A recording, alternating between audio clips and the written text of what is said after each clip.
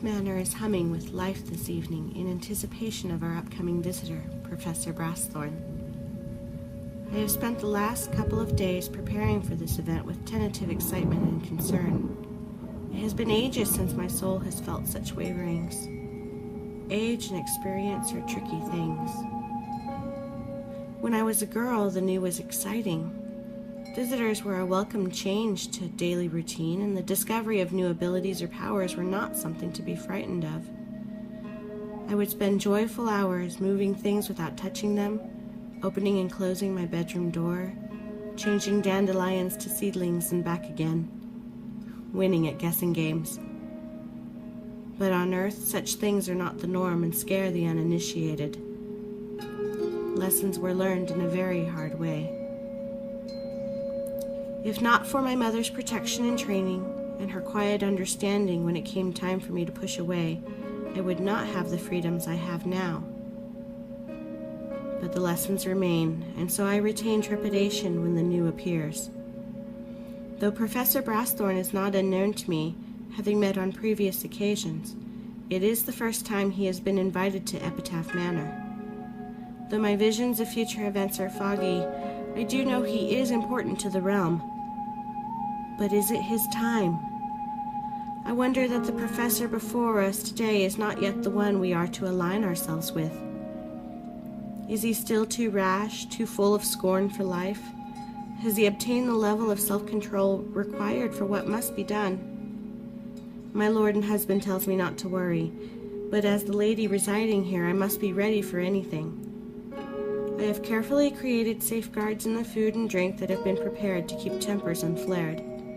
I believe my husband forgets how quick young men's emotions flame, and that even he himself becomes passionately angry at the slightest hint of insult. The brandy glasses have been glazed with lavender mist, and the meal seasoned with lemongrass with a hint of a relaxation spell. Too much and these non-casters would be asleep. The evening should proceed without incident, but I have taken the extra precaution of sending the children to my mother's, Lady Elizabeth. I am wondering why I feel such dread over the coming visit. It can't just be because of the professor's visit. I did not feel like this when the wordsmith came to study at our library. It's not as though we've invited the devil to walk through the front door, but still, to use an Earth expression, I've got to trust my gut. I sense a portal opening. The time is nearly here. Gargoyle, please let the others know our visitor will arrive shortly, and tell the golems to open the gate.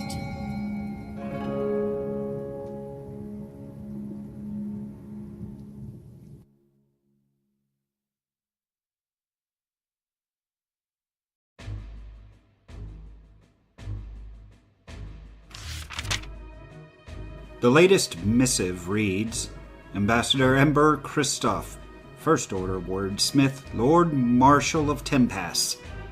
I always know when Empress Sinaz actually dictated the correspondence whenever the full title is included.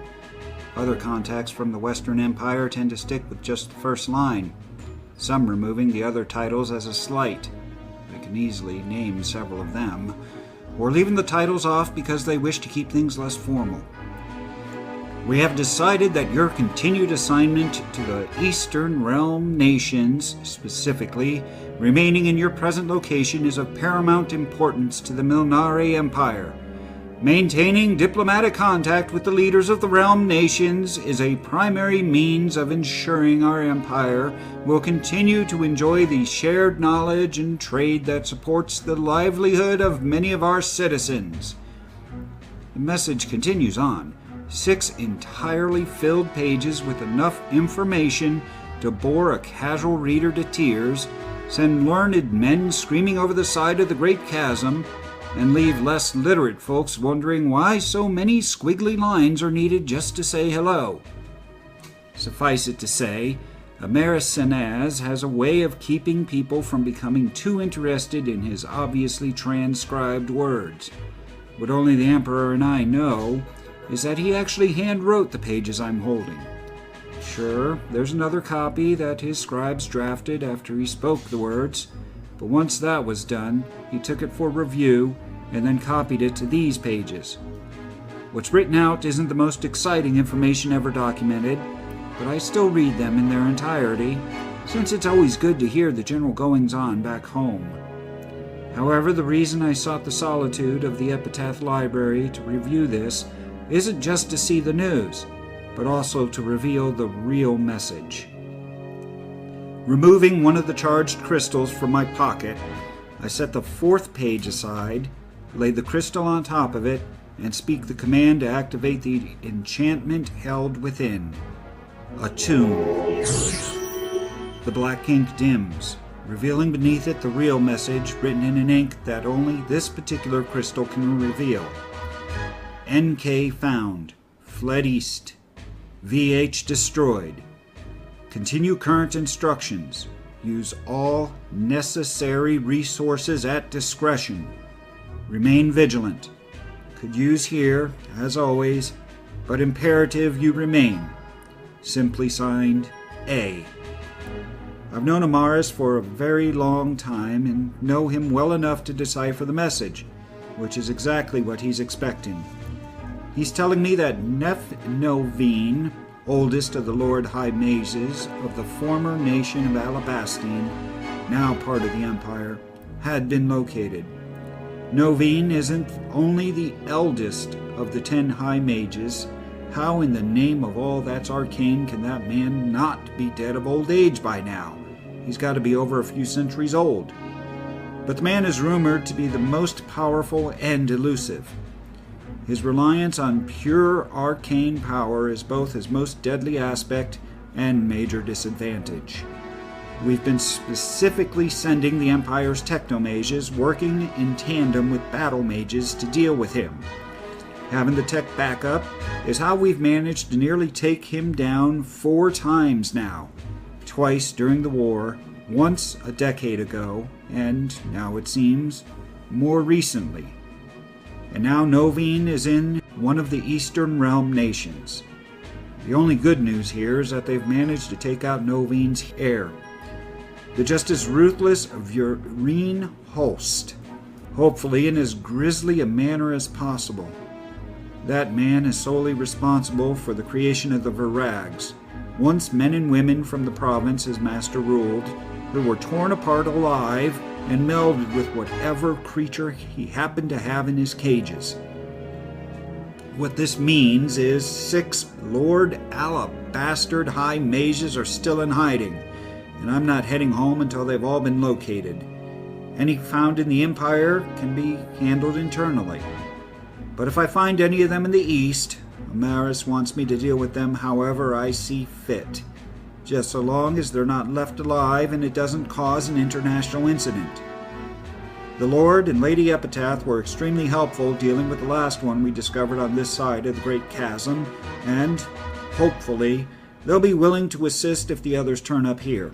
Until I'm able to find them, I need to continue operating as just one of the Empire's ambassadors. I'm not certain how their expected guest will fit into all this, whether he'll also be willing to help or if he's going to hinder my mission. With luck, the stranger will be as invaluable to the Empire as the Epitaph's unofficial assistant has already proven to be. Even if he remains neutral to my mission, it won't matter so long as he can still continue to rely on Epitaph Manor's host and hostess. However, if this Professor Brassthorn becomes a hindrance, then he'll have to be removed from the equation, using necessary resources at my discretion.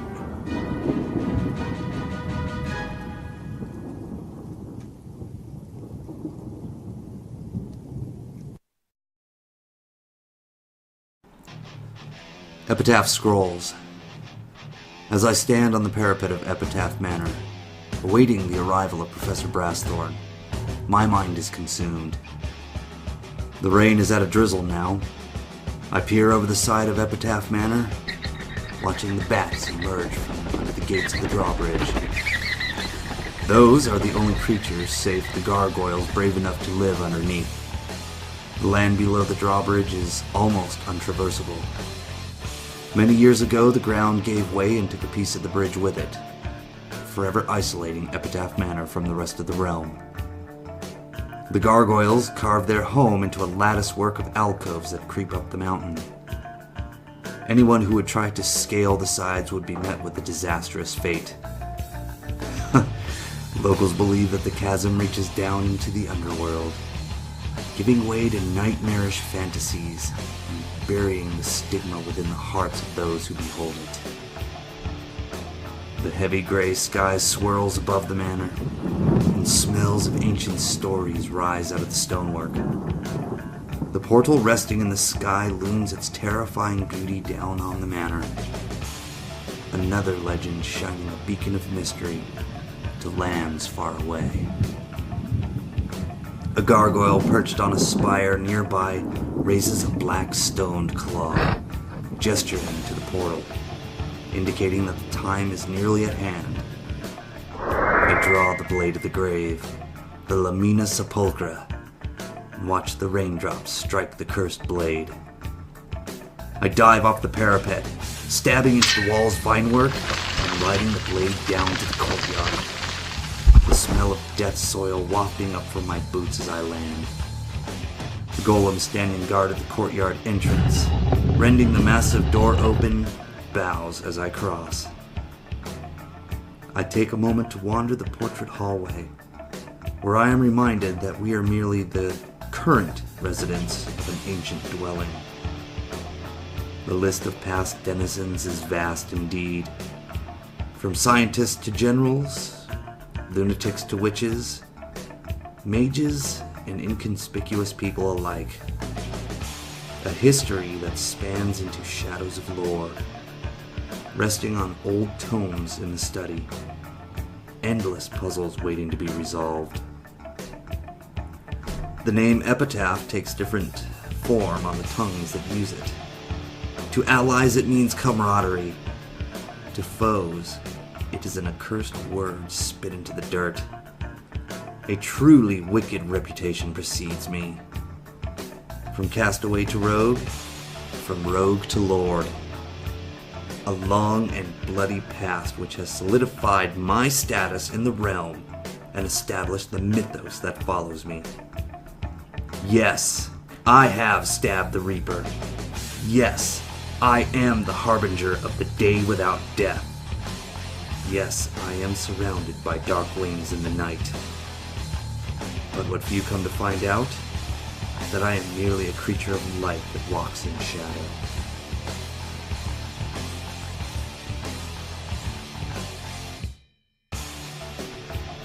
The echo of my boots down the hallway give notice to the lady and wordsmith that I am approaching.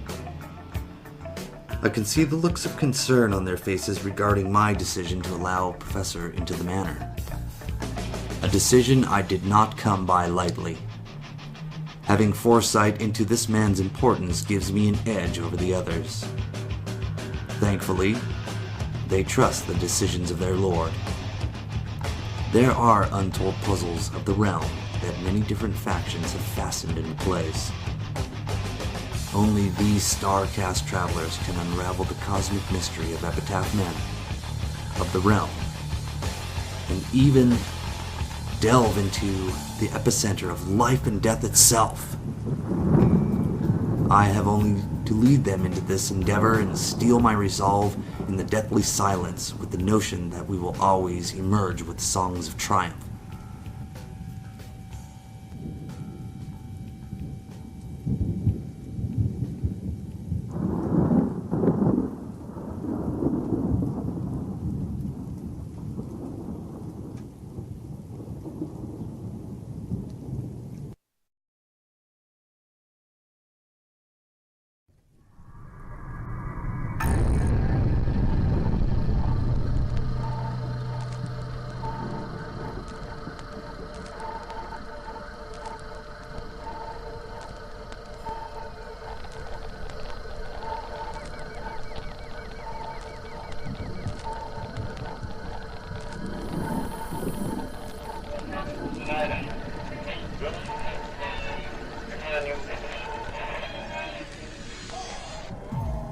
Brassthorn's Journal. Tonight, a portal has opened to the realm. This will be my final entry from out of space. I have been aloft in the outer fringe for some time now, finalizing preparations for this moment. Destiny collides as the glowing door shows her rippling luminescence to me from beyond the porthole. Scatters of star sound brisk through the instruments of the airship. I have traveled worlds, encountering fathomless epiphanies. And now I dare shift through the portal rift, back to the realm where the epitaphs reside. Epitaphs. Those whose name will be written on the universe's tombstone. We have so much to achieve, and we have to start somewhere. From the navigational lab to the main deck, I swirl the steam as I walk by, and for a moment I am falling down the rabbit hole of my inner workings, down the endless equations of cosmic clockwork, into the epicenter whereupon time is dead and can be examined from all angles. Every facet composing the phrenology of a primordial god's skull. It all seems so clear in this fleeting moment. Every variable quantified, every note poised for the cosmic funeral dirge. But everything is lost to the tick of my pocket watch. I take a moment to inspect myself in the looking glass while the sensory array of arcane devices on the table relay information to me from the planet. I appear sallow, fatigued. Nothing more than a rejected scientist at the verge of space madness. The sensory communique, known as the arcane satellites, spike readings amongst the residual cosmic feedback coming from the portal. Readings of radiation scatter, gravity drop point, global telemetry, aether climate. All within nominal range, just waiting to go wrong. The spectral plug around my neck glowing violet, with high readings of spectral activity on the other side. The airship Dreamstrider moans with anticipation. She desires to feed on the dead. The storm glass device on the sensory array turns foggy, with small stars of crystalline formations inside, meaning it's raining tonight at Epitaph Manor, and I dust off my top hat and drop my goggles down. Final preparations in order, and I give the announcement. Attention! We will be dropping out of space and into planetary atmosphere immediately in a hard burn gear mode. Meaning, the Dreamstrider will have to change from a starship to an airship instantly. We all risk catastrophic failure, crashing into the planet among other things, or worse if we don't succeed. It is an unprecedented technical maneuver that has never been attempted by myself. My blood starts pumping as I gulp down the last of my drink, and steer the ship straight onward to the portal.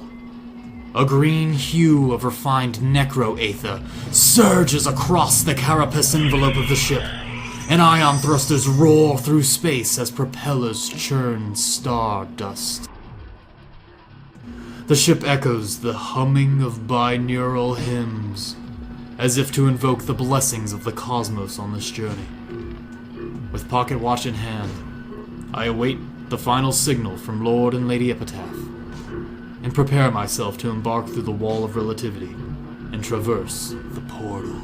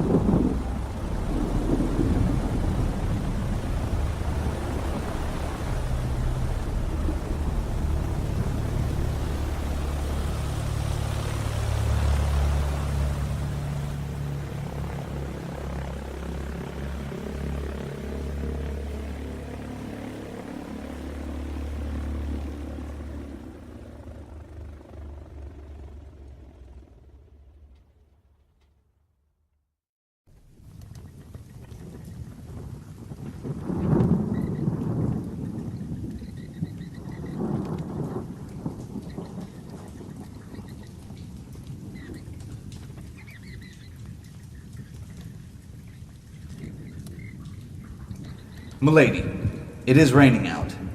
You should both take your coats. The preparations are ready? Yes, dear. And the professor should be nearing the manor shortly. I sense the portal outside will close soon, and have just transmitted the summoning song into space. Wordsmith, I hope you trust that I have invited the professor for very important reasons. There's only a handful of individuals I trust enough to invite them into my home, but I assure you, I would trust my life to Professor Brassthorn. I have faith in your opinion, Lord Epitaph. Come, let me meet this professor of yours.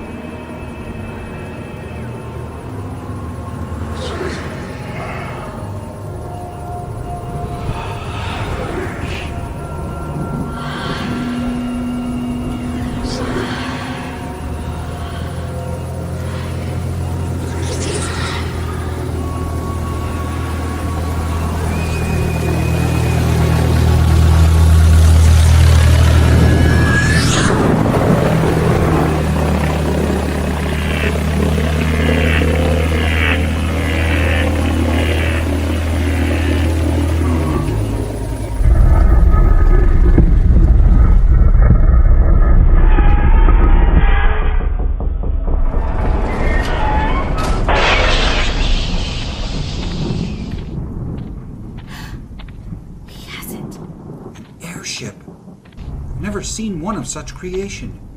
The mechanics alone are unheard of in this realm. The professor is not of this realm. Come and let me introduce you. Good evening, Lord Epitaph, Lady Epitaph. Good evening, Professor. I trust you had an uneventful passing through the portal? Indeed. The cosmos has blessed me with safe passage. I still feel a little dead every time I shift the portal rift. The rain feels like old times. I see you have a visitor. Yes, Professor. Allow me to introduce you to the wordsmith, Ember Christoph, from the Western Empire. Ember, this is Professor Brassthorn from the Steamlands. Ah, wordsmith! I have heard much about you from the subspace broadcasts between the Epitaphs and myself. Your talents are just as much a science as it is a magic. You harness a part of yourself to manifest tangibilities. But it's not like a mage. I hear it's a class unto its own. Pleasure to meet you, Professor. Shall we get out of this rain, gentlemen? Yes. Epitaph, the gargoyles. You seem to have an army of active gargoyles. My lord, why are there so many of them flying this evening? I don't think I've ever seen this many since I've lived here. It is unusual. Recently, we have had several feral werewolf attacks on the east wall of the manor, though. I'm sure it is the reason for the extra sentinels. Now then, gentlemen, milady, please follow me.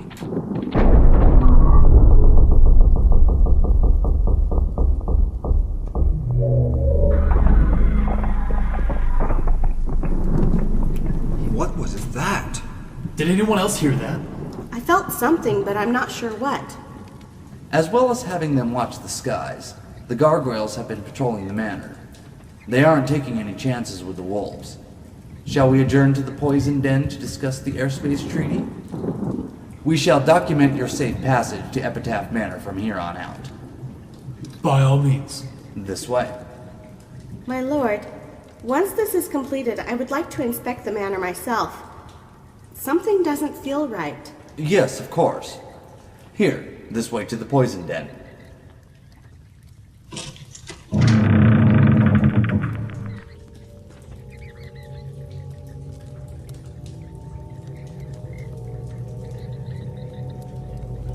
Gentlemen, I have prepared drinks for us to mark this occasion. Nothing special, just brandy with the glasses coated with lavender mist. It adds a nice aftertaste while giving a calming effect. Well, thank you, my lady. Here is the treaty that I have drafted for you. Professor, All the preparations are made for the signal to be hard-coded into both the Dream Strider and Epitaph Manor. All we need is a drop of your blood, and you'll be free to land the airship at the manor whenever you please. The Octopus Lounge shall always receive this frequency we have established using your blood as the key. Yes. The quill, please.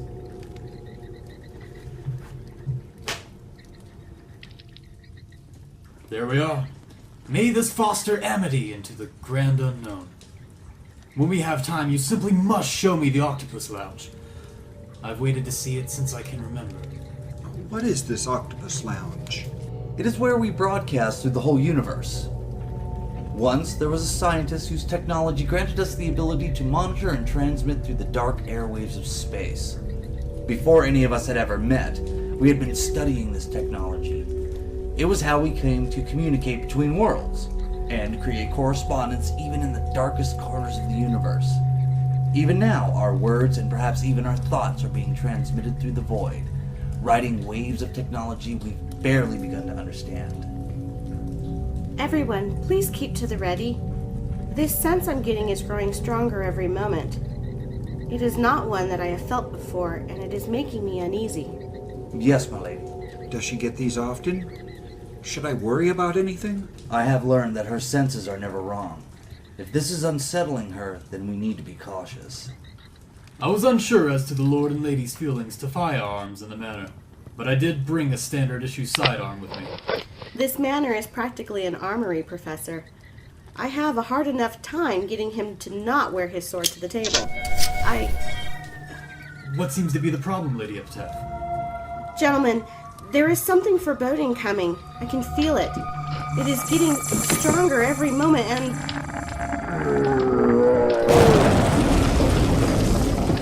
What is that? It came from behind that wall.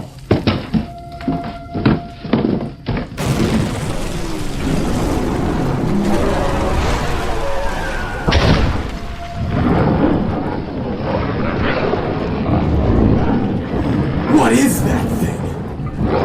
The manor has many undiscovered passages. It must have come up from the sublevel. Everyone out, quick! It went after the professor. It wants him. I can sense it. Get him out of here. I'll draw its attention. Move! Epitaph, duck!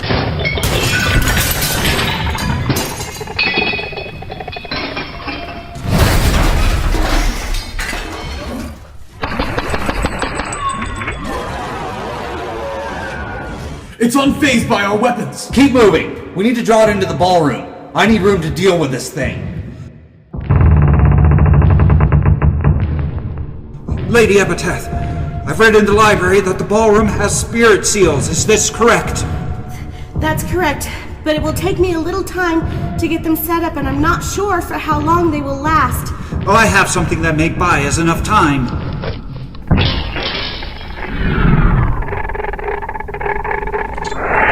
Everyone, keep running! My sword has no effect on it. Stay back!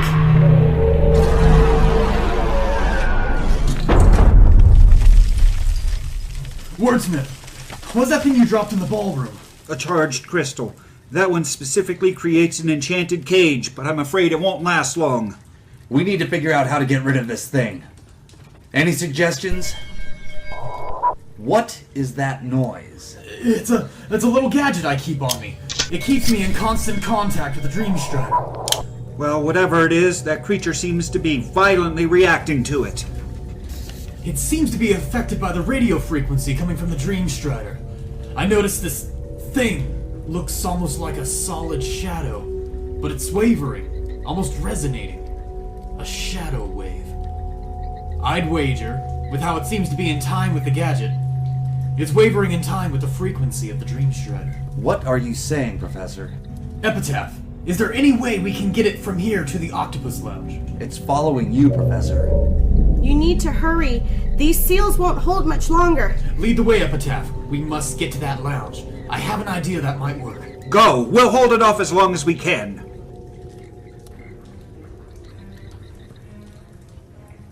I won't be able to forgive myself if I bring harm to your manor. Don't worry about that now. Through this main chamber into the East Hall. So what's this plan of yours? I'm rolling the cosmic dice on this one. But by using my gadget readings from the Shadow Wave's life song, if I can plug it into the opposite resonant frequency into the broadcaster, it'll scramble the waveform of the shadow with its own personal song of death. But that won't be able to cease this creature completely, just disrupt it.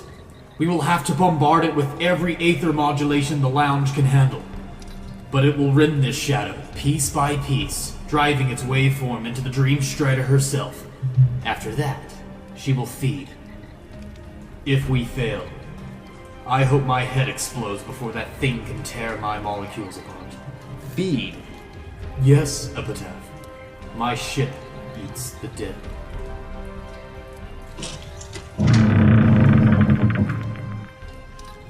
It's in here, Professor.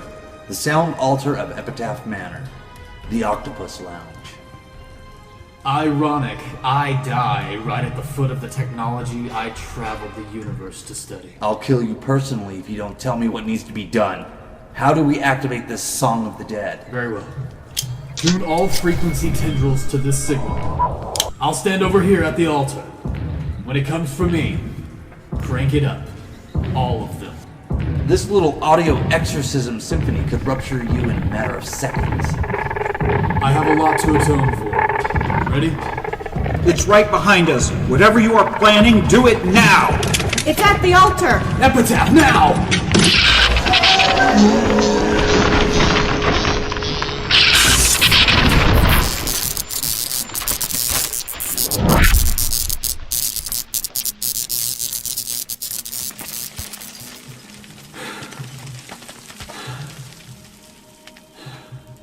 It is done.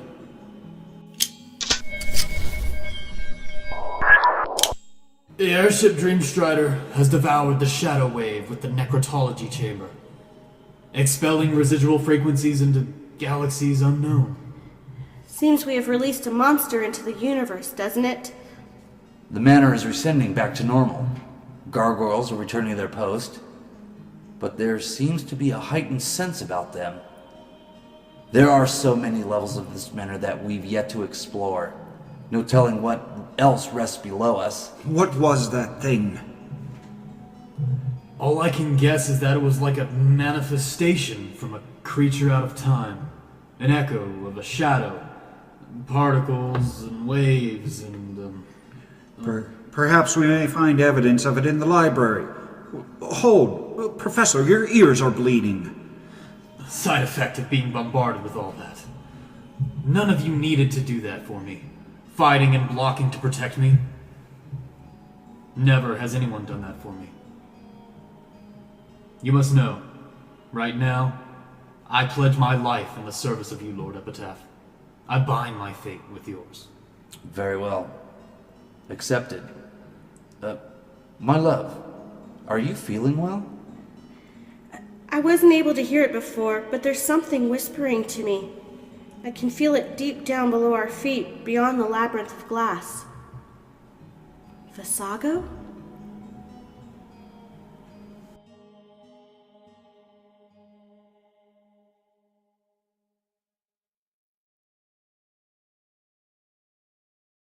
Hello, stink beasts. You're listening to Threnody Radio. Obey the fist!